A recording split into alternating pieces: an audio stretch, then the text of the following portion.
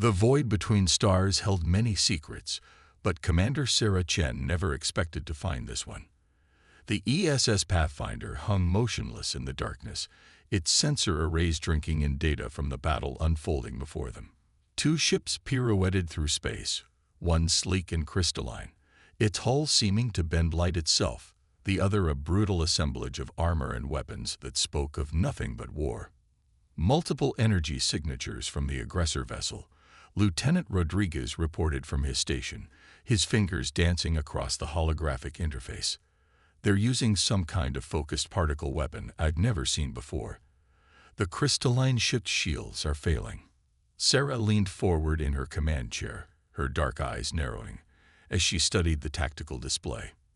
The Pathfinder was an exploration vessel, part of Earth's ongoing mission to chart the unknown regions of space. They weren't meant for combat. But something about this felt wrong. The crystalline ship was clearly more advanced, yet it wasn't fighting back. "Life signs?" she asked. "Confirmed on both vessels," Rodriguez answered. "The crystalline ship appears to be running on minimal power. Their life support is failing." Sarah's mind raced through the first contact protocols she studied at the academy. They were clear: observe but don't interfere unless directly threatened. But those protocols had been written by bureaucrats who'd never had to watch sentient beings die before their eyes. A blast from the attacking vessel caught the crystalline ship's port side, sending it into a slow spin. Beautiful geometric patterns of light rippled across its surface like water disturbed by a stone. "Commander," her XO, James Harrison, spoke up. "The protocols." "To hell with the protocols," Sarah cut him off. "Those people need help." Battle stations. The Pathfinder's corridors filled with the wail of combat alerts as her crew scrambled to their positions. They were scientists and explorers, but every one of them had combat training. They'd have to hope it would be enough. "Weapons online," Rodriguez reported. "But Commander, our systems aren't designed to penetrate shields that advanced. We might not be able to damage the hostile vessel." Sarah allowed herself a small smile. "Who said anything about damaging them?" "Lieutenant, calculate a micro-jump. I want us between those ships in 5 seconds." The crew's tension was palpable as Rodriguez input the calculations. Micro-jumping was dangerous enough in clear space. Doing it between two moving vessels was practically suicide. But Sarah had earned her command by thinking outside the box. "Jump ready," Rodriguez announced. "Execute." Space twisted around them as the Pathfinder's jump drive engaged. For a fraction of a second, reality itself seemed to hiccup, and then they were there, their hull gleaming in the light of distant stars as they positioned themselves between hunter and prey. "Broadcast on all frequencies," Sarah ordered. "This is Commander Sarah Chen of the Earth spaceship Pathfinder. Stand down immediately, or we will be forced to respond." For a long moment, there was silence. Then a harsh voice crackled through their speakers, speaking in heavily accented standard English. "This does not concern you, humans. Leave now, and we will spare your vessel." Sarah's jaw tightened. "I'm afraid we can't do that. We have reason to believe you're attempting to murder innocent civilians. That makes it our concern. You know nothing of what you interfere with," the voice growled. "Those civilians carry something that could destroy worlds. We are containment." "Then let's talk about it," Sarah offered. "Whatever they have, whatever they've done, there are better solutions than massacre." The response came in the form of energy weapons powering up. The attacking vessel's weapon ports began to glow with an ominous purple light. "Lieutenant," Sarah said calmly, "execute defense pattern Chen Alpha." Rodriguez's fingers flew across his console. The Pathfinder's engines roared to life, but instead of fleeing, they began venting plasma in a precise pattern. The superheated material spread out in a web of energized particles, creating a makeshift sensor screen that would play havoc with targeting systems. "Signal the crystalline vessel," Sarah ordered. "Tell them to make repairs while we keep our friends occupied. And get me a damage assessment on their ship. If they need to evacuate, I want our docking bays ready." The next few minutes were a deadly dance. The Pathfinder wasn't built for combat, but Sarah had spent years studying unconventional tactics. They used their scientific equipment in ways their designers had never intended. Gravitational sensors became makeshift ECM. Atmospheric sampling arrays tracked weapon signatures, and their modest point defense grid kept the worst of the enemy fire at bay. Finally, a new voice came through their comms, musical and strange, yet filled with unmistakable gratitude. Pathfinder, this is the Luminarch vessel Starweaver. Our primary systems are restored. We thank you for your intervention. We did not expect to find allies in this region of space. Sarah allowed herself to relax slightly. Happy to help, though I'd very much like to know what this is all about. We cannot discuss it over open channels, the voice replied. But if you would permit us to dock, there is much we must tell you. The fate of more worlds than you know may depend on it. Sarah looked around her bridge at the determined faces of her crew. They'd come out here to explore, to discover new worlds and new civilizations. Instead, they'd found themselves in the middle of what was clearly a much larger conflict. But that's what exploration was really about. Not just finding new things, but choosing how to engage with them. Starweaver, you're cleared for docking in Bay 2, she said. Welcome aboard. The docking procedure was unlike anything Sarah had ever seen.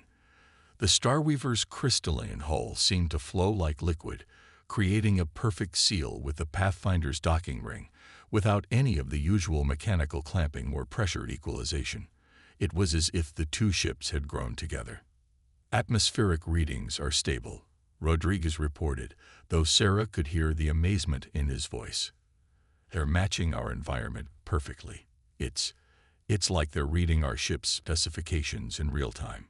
Sarah stood at the docking bay entrance with a small security team, trying to maintain her composure despite her racing heart. First contact situations were delicate enough without the added complications of combat and pursuit.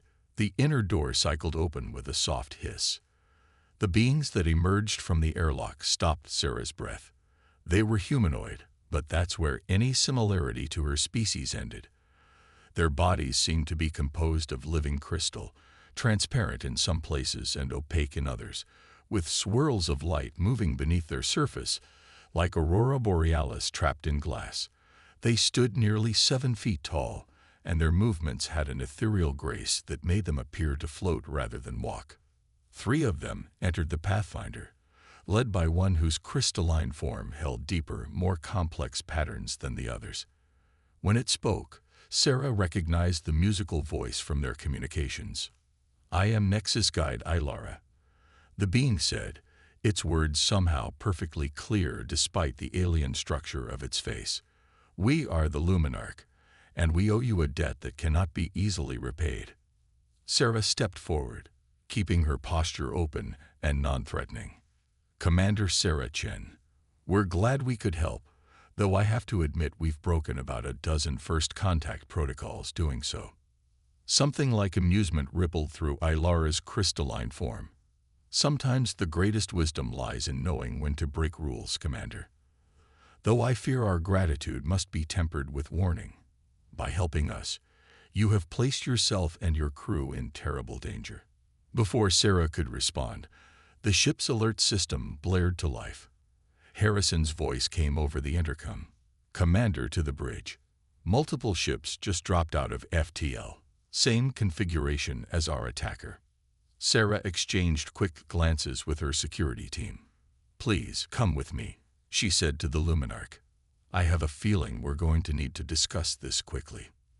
The bridge crew did an admirable job of hiding their shock when the crystalline beings emerged from the lift, though Sarah caught more than a few wide-eyed stares. The tactical display told her everything she needed to know. 6 warships had appeared, arranged in a pattern that would cut off any escape route. They're the Shadow Court mercenary fleet, Ilara explained, moving to study the display.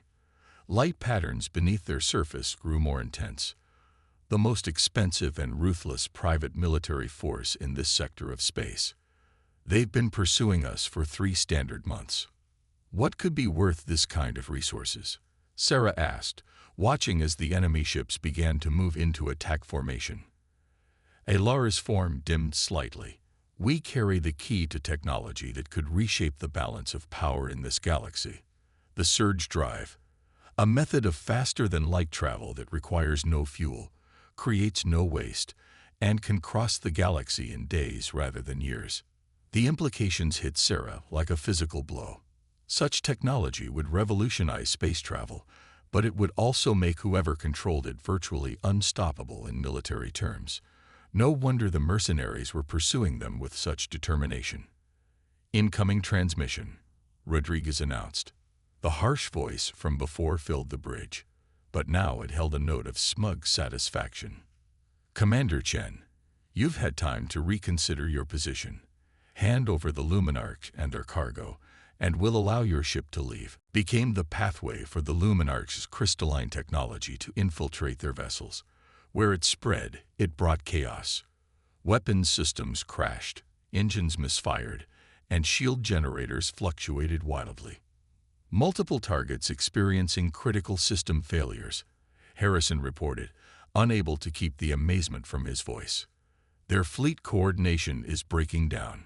But the mercenaries weren't finished. Their leader's ship, though staggered, managed to bring its main guns to bear. If we burn, you burn with us. The harsh voice snarled through their comms. Not today, Sarah said quietly. Rodriguez, execute pattern Sierra 9. The Pathfinder's engines roared to life, but instead of moving away, they charged straight toward the lead ship. The crystalline technology enhanced their thrust, surrounding them in a cocoon of energy that bent weapon fire around their hull. Impact in 3, 2, 1. At the last possible moment, the Pathfinder twisted in space, using the energy field generated by their merged technology to slice through the mercenary ship's weakened shields like a blade. They emerged on the other side as the vessel's systems catastrophically failed, its weapons powering down and its engines going dark. Status of the other ships, Sarah demanded. Retreating, Harrison confirmed. The crystalline infiltration has completely compromised their systems. They can barely maintain life support, let alone fight. As the mercenary fleet limped away into the darkness of space, Sarah felt the adrenaline begin to fade. She turned to Ailara, whose crystalline form was radiating patterns she was beginning to recognize as joy. I've never seen anything like that, Sarah admitted. The way your technology adapted to ours, the way it could spread through their systems. And I have never seen such innovative use of our capabilities, Ailara responded. Your species' creativity, your ability to improvise, it complements our technology in ways we never imagined possible. But before they could celebrate further, Harrison's voice cut through the moment. Commander, long-range sensors are picking up more signatures, much bigger than the mercenary ships. They're still at the edge of our range, but their energy patterns, they're like nothing in our database. Sarah exchanged looks with Ailara, whose form had taken on a more somber hue. The mercenaries, the Luminarchs said gravely, were merely the advanced scouts. What comes next will test us far more severely. Looking at the tactical display, watching the mysterious signatures grow stronger, Sarah realized their victory had been only the beginning. Whatever was coming, however, they would face it together. Humanity's adaptability combined with Luminarch's technology, two species united by choice and circumstance. Then we better start preparing, she said, because I have a feeling we're going to need a bigger trick this time. The massive vessels emerging from deep space made the mercenary fleet look like toys in comparison. Their hulls were black as the void itself, somehow managing to absorb both light and sensor scans, leaving only their massive silhouettes visible against the star field. 5 capital ships, Harrison reported, his voice tight. Each one roughly 20 times the size of the Pathfinder. Their energy signatures are impossible. They're putting out more power than a small sun. Sarah studied the tactical display, which now sparkled with the merged crystalline technology of both ships. Even with their enhanced capabilities, these new vessels were far beyond anything they could hope to challenge directly. She turned to Ilara, whose form had taken on a deep, somber blue. "I think it's time you told us everything," Sarah said quietly. "Those aren't just random pirates or mercenaries out there, are they?" The Luminarch's surface rippled with what Sarah had come to recognize as resignation. "No, they are the Void Consortium, the most powerful corporate entity in 3 spiral arms of the galaxy, and they are the reason we flood with the surge drive in the first place." Ilara's form projected images into the air between them. Vast industrial complexes stretching across entire planets, fleets of ships darkening the skies of countless worlds. The consortium exists to exploit resources, to turn everything they touch into profit. When they learned of our research into the surge drive, they first tried to buy us.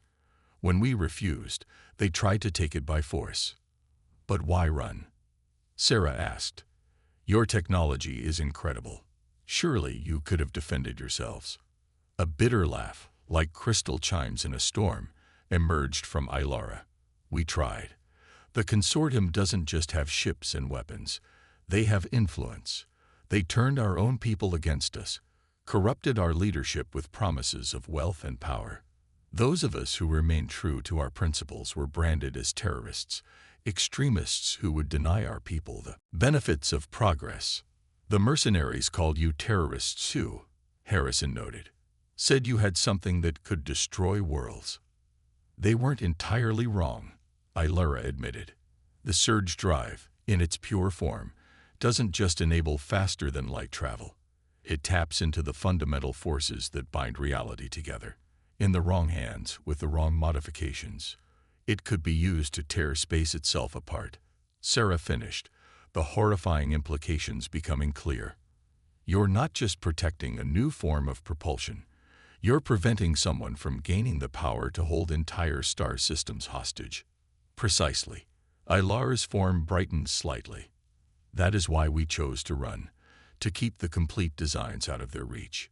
We thought if we could just find the right allies, the right place to hide and continue our work." A new alarm cut through the conversation. "Commander," Rodriguez called out, "the consortium ships are powering up some kind of energy weapon. The output, it's like nothing I've ever seen." The tactical display showed tremendous power building within the massive vessels. Whatever they were charging, it would be enough to vaporize both the Pathfinder and the Starweaver in an instant. "They're not trying to capture us anymore," Ilara said grimly. "They've decided that if they can't have the surge drive, no one will." Sarah's mind raced. Their previous trick wouldn't work against vessels this size and power. The crystalline technology might be able to infiltrate their systems, but they'd never get close enough to try. Unless... "The surge drive," she said suddenly. "You said it taps into fundamental forces. Could we use that? Not as a weapon, but as a shield." Ilara's form pulsed with surprise. "The power requirements would be enormous. We would have to divert everything, even life support. And even then, we would need a way to extend the field around both ships simultaneously." "Like we did with the infiltration program," Sarah pressed. "But instead of attacking their systems, we create a bubble of altered space around us. Their weapons would have nothing to lock onto." "It's never been attempted," Ilara warned. "The calculations alone would take." "Commander," Rodriguez interrupted. "Energy spike from the consortium ships. They're firing." Sarah met Ilara's crystalline gaze. Sometimes the greatest wisdom lies in knowing when to break rules. For a fraction of a second, Ilara was still. Then their form erupted with brilliant light. "Begin emergency protocols. Divert all power to the surge drive core." The merged ships hummed with energy as every system they could spare was channeled into the experimental drive. Sarah felt the crystalline interface at her station grow warm, then hot, as unprecedented amounts of power flowed through it. 30 seconds to weapon impact. Harrison counted down. 25. 20. Ilara's form was now blazing so brightly it was difficult to look at directly. "The field is forming, but it's unstable." We need more power. Divert emergency reserves, Sarah ordered. Take everything except minimal life support and basic gravity. 15 seconds. 10. The ship's lights dimmed as the last of their power was channeled into the surge drive. Through the crystalline interface, Sarah could feel reality itself beginning to warp around them. 5, 4, 3. Hold on to something, Ilara warned. This is going to be interesting. The consortium's weapon fire struck their position just as the surge drive reached critical power levels. For a moment, the universe seemed to hold its breath. Then everything changed. The space around the merged ships twisted like a reflection in broken glass. The devastating energy of the consortium's weapons bent around them, creating patterns of light that defied description. It was as if they existed in a bubble of altered physics, where the normal rules of space and time held no meaning. But as the attack faded and normal space reasserted itself, Sarah realized they had an even bigger problem. The tactical display was going crazy, showing readings that couldn't possibly be right. She looked out the viewport and felt her breath catch in her throat. The stars were wrong. "Hey, Lara," she said carefully, "where are we?" The Luminarch's form had dimmed to a faint glow, clearly exhausted by the enormous effort.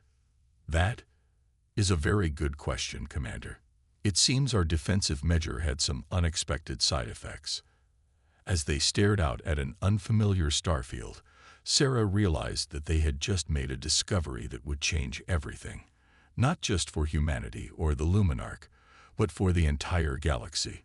The only question was whether they would survive long enough to use it. The unknown stars blazed around them as Sarah and her crew worked frantically to understand what had happened. The merged systems of the Pathfinder and Starweaver were struggling to make sense of their new location, but one thing was becoming frighteningly clear. "We're not just in a different part of space," Rodriguez reported, his hands flying over the crystalline-enhanced controls. "According to these readings, we're sideways to normal spacetime, like we're looking at the universe from an angle that shouldn't exist." The surge drive didn't just bend space around us, Ilara explained, their form slowly regaining its luminescence.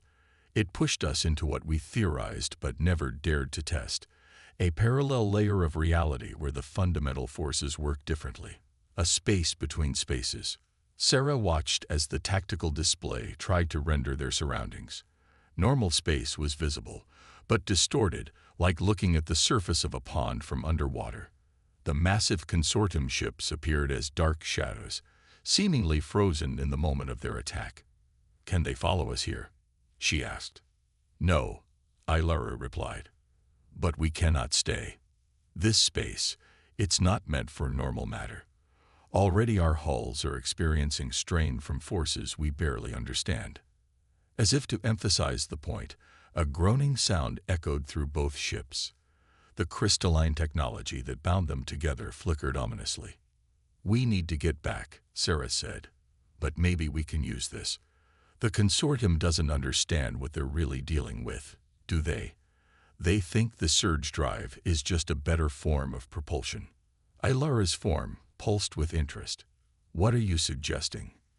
"You said your people were divided by promises of wealth and power. Show them something bigger."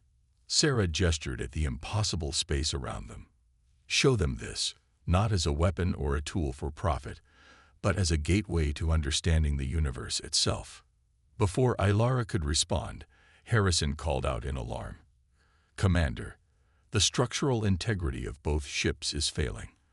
Whatever we're going to do, we need to do it fast." Sarah felt the deck shuddering beneath her feet. Through the crystalline interface, she could sense the mounting pressure on their hulls. But she could also feel something else, patterns in the chaos, rhythms in the seemingly random forces that buffeted them. "Ilara," she said urgently, "your technology adapts, learns. What if we don't fight these forces? What if we use them?" The Luminarch's form brightened with sudden understanding. "Yes, yes, like riding a wave rather than trying to stop it. But it would require perfect synchronization between our ships, our crews. We've done it before. Sarah reminded them. "And this time we know what we're capable of together." The next few minutes were a blur of activity as human and Luminarch worked in perfect harmony. The crystalline technology spread further through both ships, adapting to the strange forces around them. Sarah's crew, following her lead, learned to feel the rhythms of this impossible space through their enhanced interfaces. "Multiple hull breaches imminent," Harrison warned. "We're running out of time." "Now," Sarah and Ilara commanded in unison. The merged ships moved as one, riding the currents of warped spacetime like a leaf on a stream. The crystalline technology sang with power as they accelerated, using the very forces that threatened to tear them apart to propel them forward. Reality itself seemed to bend around them. They erupted back into normal space directly behind the consortium fleet.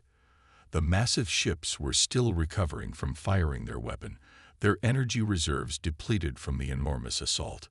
"They're turning to engage," Rodriguez reported, "but their weapons are still recharging." "Broadcast on all frequencies," Sarah ordered. "Not just to the consortium ships, but to every inhabited world in range." Ilara understood immediately. Their form blazed with approval as they interfaced with the communications array, enhancing its range far beyond normal capabilities. Together, they showed the galaxy what they had discovered, not just the technology itself, but what it truly meant. The images they transmitted revealed glimpses of that impossible space, of fundamental forces that defied current understanding, of potential that went far beyond mere faster-than-light travel. "You see now," Ilara's voice rang out across the frequencies, "what you truly threatened to destroy. Not just a drive system, but a key to understanding reality itself. Knowledge that belongs not to any one species or corporation, but to all who would use it wisely." The consortium ships hung motionless in space as the transmission continued. On thousands of worlds, billions of beings watched in awe as the combined knowledge of humanity and the Luminarch revealed possibilities they had never imagined. "Stand down," Sarah added her voice to the broadcast. "Stand down and be part of something greater than profit. Because if you force us to, we now know how to take this knowledge somewhere you can never reach." For a long moment, there was silence. Then, one by one, the massive consortium vessels powered down their weapons. Their command channels erupted with confusion, then discussion, as the implications of what they had witnessed sank in. "They're retreating," Harrison announced, disbelief evident in his voice. "All 5 capital ships are withdrawing to safe distance." Sarah felt the tension begin to leave her body, though she remained alert. She turned to Ilara, whose crystalline form had taken on colors she had never seen before. "What happens now?" she asked. "Now," Ilara replied, their voice filled with hope, "we truly begin to explore. Your species' creativity, your ability to see possibilities where we saw only theories. Together, we can ensure this knowledge is used as it should be, not as a weapon or a tool for dominance, but as a bridge between worlds, between realities, between all who seek to understand the universe's deepest mysteries." Sarah looked out at the stars. Familiar now, but somehow different. She knew that nothing would ever be quite the same again. Humanity had taken its first steps into a larger universe, not through force or conquest, but through cooperation, innovation, and the courage to reach beyond what seemed possible. "Together then," she said, and felt the crystalline interface hum with shared purpose. The merged ships turned toward open space, ready to begin their next adventure, not as separate species, but as pioneers of a new age of discovery. Behind them, the galaxy buzzed with the news of what had happened. Before them lay infinite possibilities, waiting to be explored by those who dared to dream and had the wisdom to dream together. "Intact. You have 10 minutes to comply." Sarah looked at Ilara, whose crystalline form had taken on a defensive rigidity. "The surge drive. Could it be weaponized?" "Any sufficiently advanced technology can be weaponized," Ilara replied. "But that is not its purpose. We are scholars, explorers. We developed it to bring worlds together, not tear them apart." In the wrong hands, however. "Commander," Harrison interrupted, "those ships are positioning for a full broadside attack. Our shields won't hold against that kind of firepower." Sarah's mind raced. They were outgunned and outnumbered, facing an enemy with vastly superior firepower. But she hadn't gotten this far by accepting no-win scenarios. "Aylara," she said, "your ship interfaces with ours in ways I've never seen. Could you do the same with their vessels?" The Luminarch's surface rippled with surprise. "In theory, yes, but their shields. Would they expect an attack through their own docking systems?" Sarah pressed. "Could you use our connection to extend your reach?" Understanding dawned in Aylara's crystalline features. "Commander, what you're suggesting, it would require perfect synchronization between our systems. The power requirements alone." "We're dead anyway if we do nothing," Sarah said. "Sometimes the greatest wisdom lies in knowing when to break rules, right?"